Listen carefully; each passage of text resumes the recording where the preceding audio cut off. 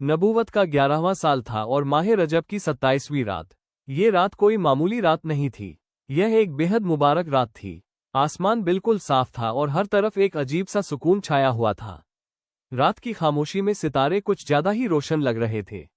ऐसा महसूस हो रहा था जैसे कुदरत भी किसी बहुत बड़े वाक़ये का इंतजार कर रही हो। अभी आधी रात होने ही वाली थी कि अचानक अल्लाह के हुक्म से आसमानों के दरवाजे खुल गए। हर तरफ नूर ही नूर फैल गया और फिजा में रहमत उतर आए।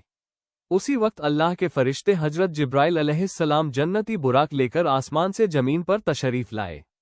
फिर हजरत उम्मे हानी रदियल्लाहु अन्हा के घर पहुंचे। वहां रसूल पाक सल्लल्लाहु अलैहि वसल्लम आराम फरमा रहे थे। हर तरफ सुकून था और माहौल में एक रहमत भरी खामोशी थी। लेकिन असल बात यह थी कि उस रात अल्लाह रब्बुल आलमीन अपने महबूब नबी करीम सल्लल्लाहु अलैहि वसल्लम को एक ऐसे अजीम सफ़र के लिए चुन चुका था जो क़यामत तक आने वाली उम्मत के लिए निशानी बनने वाला था। फिर हजरत जिब्राइल अलैहिस्सलाम अदब के साथ अंदर आए और उनके साथ दूसरे मुकद्दस फरिश्ते भी थे। उन्होंने नबी करीम सल्लल्लाहु अलैहि वसल्लम को बेदार किया और अदब संगीत के साथ मस्जिद हरम की तरफ ले गए।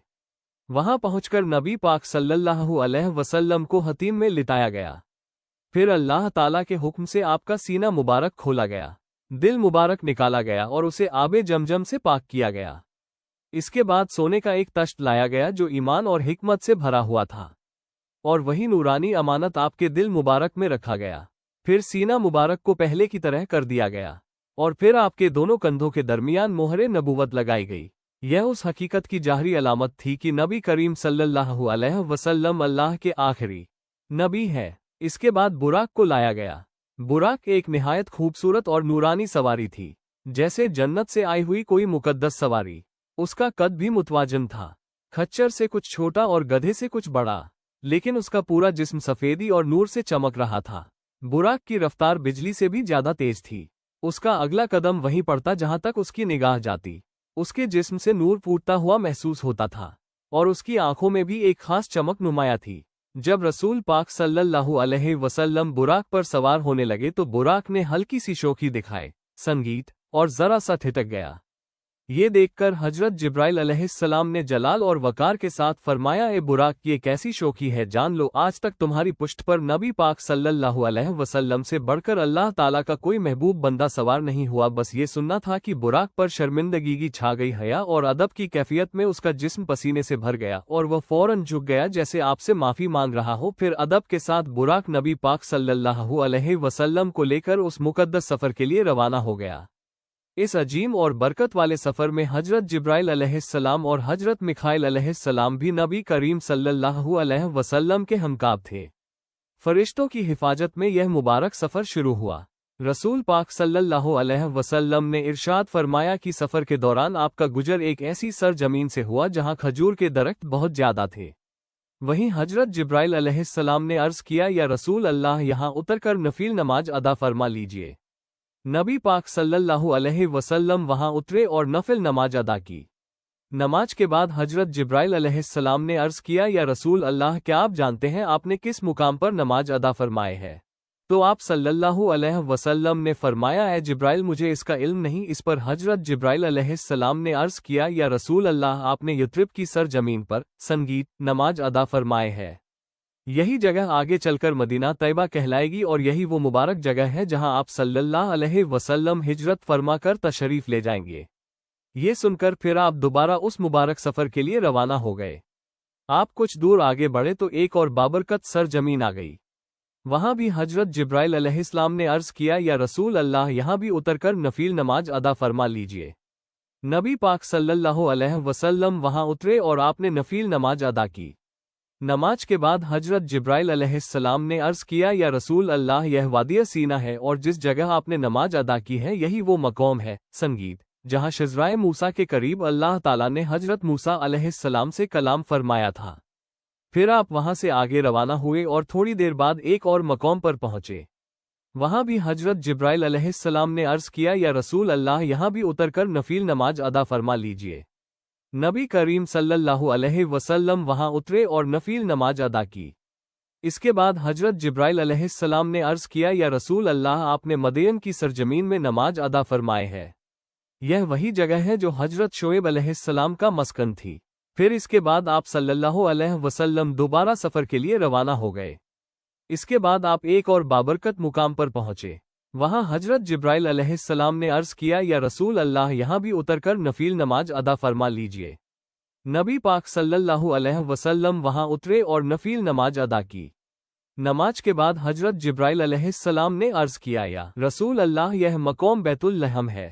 یہ وہی مبارک جگہ ہے جہاں حضرت عیسیٰ علیہ السلام کی ولادت ہوئی تھی، اور یوں ہی یہ مقدس سفر مختلف انبیاء اکرام علیہ السلام کی یادگار اور برکت والی سرزمینوں سے گزرتا رہا، اور ہر قدم پر اللہ رب العالمین کی نشانیاں ظاہر ہوتی چلی گئی۔ نبی کریم صلی اللہ علیہ وسلم براق پر سوار ہو کر سفر فرما رہے تھے۔ راستے میں چلتے ہوئے آپ کو سڑک کے کنارے ایک بوڑھی عورت نظر آئے۔ رسول پاک صلی اللہ علیہ وسلم نے حضرت جبرائیل علیہ السلام سے فرمایا، اے جبرائیل، یہ کون ہے؟ حضرت جبرائیل علیہ السلام نے عرض کیا، حضور آگے بڑھیے اور چلیے۔ نبی پاک صلی اللہ علیہ وسلم آگے بڑھ گئے۔ تھوڑی دیر بعد کسی نے پکار کر کہا، ہم محمد، یعنی اے محمد صلی اللہ علیہ وسلم، ادھر آئیے۔ لیکن حضرت جبرائیل علیہ السلام نے پھر عرض کیا، حضور آگے بڑھیے اور چلیے، اور رسول پاک صلی اللہ علیہ وسلم آگے بڑھتے رہے۔ کچھ دور جانے کے بعد آپ ایک جماعت کے پاس پہنچے۔ انہوں نے ادب کے ساتھ آپ کو سلام پیش کیا اور کہا، السلام علیکم یا اول، السلام علیکم یا آخر، السلام علیکم یا حاشر، یعنی اے اول آپ پر سلامتی ہو، اے آخر آپ پر سلامتی ہو، اے حاشر آپ پر سلامتی ہو۔ یہ سن کر حضرت جبرائیل علیہ السلام نے عرض کیا، حضور ان کے سلام کا جواب عنایت فرمائیے۔ تو نبی کریم صلی اللہ علیہ وسلم نے ان کے سلام کا جواب ارشاد فرمایا۔ اس کے بعد حضرت جبرائیل علیہ السلام نے رسول پاک صلی اللہ علیہ وسلم سے فرمایا، حضور جو راستے کے کنارے بوڑھی عورت دکھائی دی تھی وہ دراصل دنیا تھی۔ اس کی جتنی عمر باقی تھی، دنیا کی باقی زندگی بھی اتنی ہی باقی ہے۔ اور پھر حضرت جبرائیل علیہ السلام نے عرض کیا، اور جو بوڑھا مرد پکار رہا تھا وہ شیطان تھا۔ اس کا مقصد یہی تھا کہ وہ آپ کو اپنی طرف مائل کر دے، جبکہ جس جماعت نے آپ کو سلام کیا تھا وہ انبیاء اکرام علیہ السلام تھے، حضرت ابراہیم علیہ السلام، حضرت موسیٰ علیہ السلام اور حضرت عیسیٰ علیہ السلام، جو اس مقدس سفر میں رسول پاک صلی اللہ علیہ وسلم کی رہنمائی کر رہے تھے اور آپ کی شان ربانی کی گواہی دے رہے تھے۔ سفر معراج کے دوران نبی کریم صلی اللہ علیہ وسلم کا گزر سنگیت ایک عجیب منظر سے ہوا۔ آپ نے دیکھا ایک ایسی قوم تھی جن کے ناخن تانبے کے تھے، اور وہ لوگ انہی ناخنوں سے اپنے چہرے اور اپنے سینے کو چیر رہے تھے، اپنے آپ کو زخمی کر رہے تھے اور درد میں تڑپتے جا رہے تھے۔ یہ منظر دیکھ کر رسول پاک صلی اللہ علیہ وسلم نے حضرت جبرائیل علیہ السلام سے فرمایا، اے جبرائیل، یہ لوگ کون ہیں؟ اس پر حضرت جبرائیل علیہ السلام نے فرمایا، یا رسول اللہ، یہ وہ لوگ ہیں جو آدمیوں کا گوشت کھاتے ہیں، یعنی جو لوگوں کی غیبت کرتے ہیں، ان کی باتوں کو کاٹتے ہیں اور ان کی آبرو پر حرف گیری کرتے ہیں۔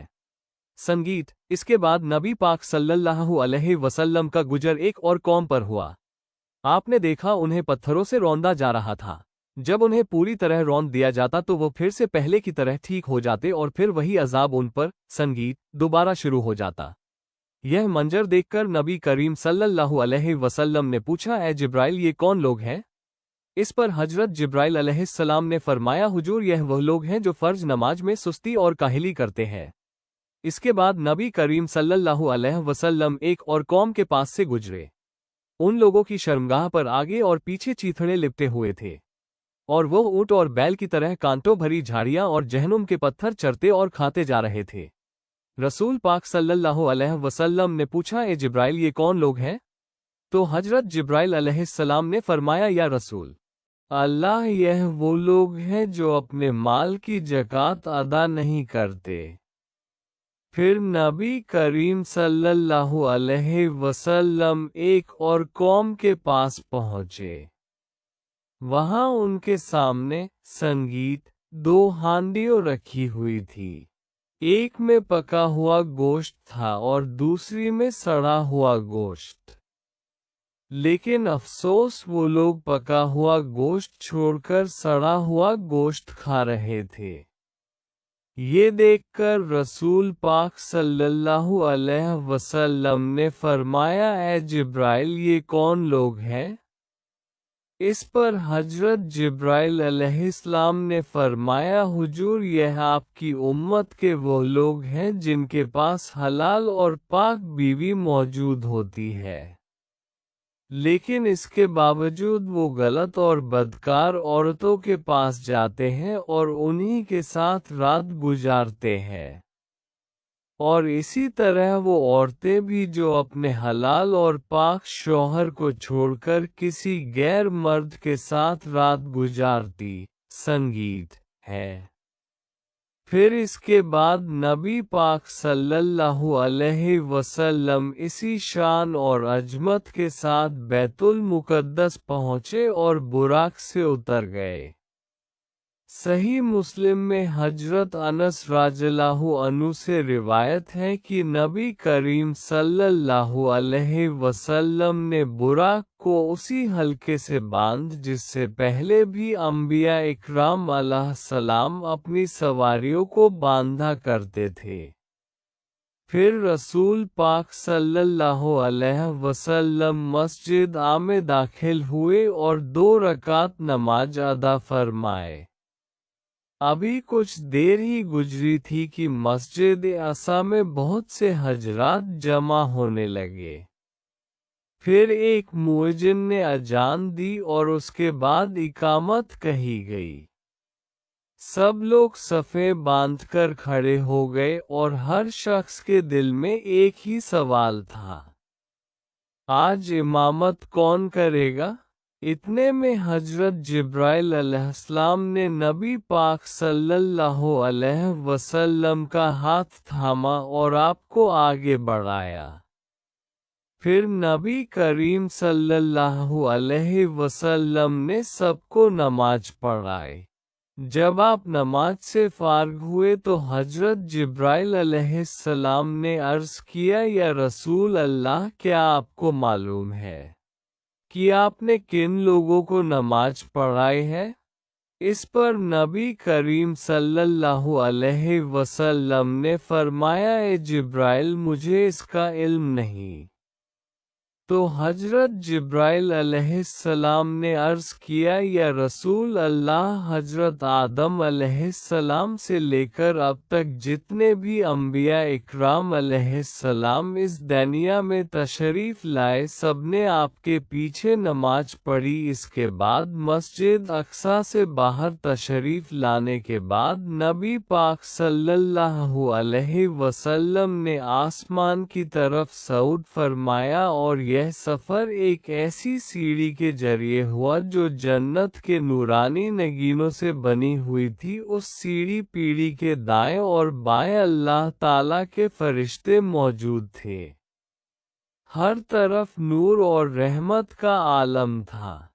حضرت ابو سعید خدری رضی اللہ عنہ فرماتے ہیں کہ انہوں نے خود رسول پاک صلی اللہ علیہ وسلم سے یہ بات سنی۔ جب میں بیت المقدس کے امور سے فارغ ہوا تو میرے پاس ایک سیڑھی لائی گئی۔ میں نے اس سے بہتر سیڑھی کبھی نہیں دیکھی تھی۔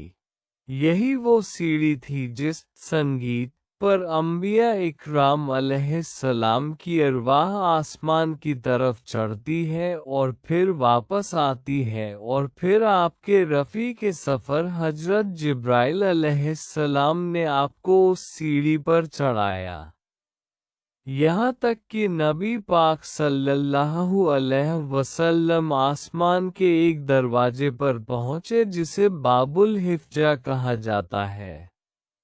جب نبی پاک صلی اللہ علیہ وسلم پہلے آسمان پر پہنچے تو وہاں موجود دربان نے دروازہ کھولنے سے پہلے آواز دی، آپ کون ہیں؟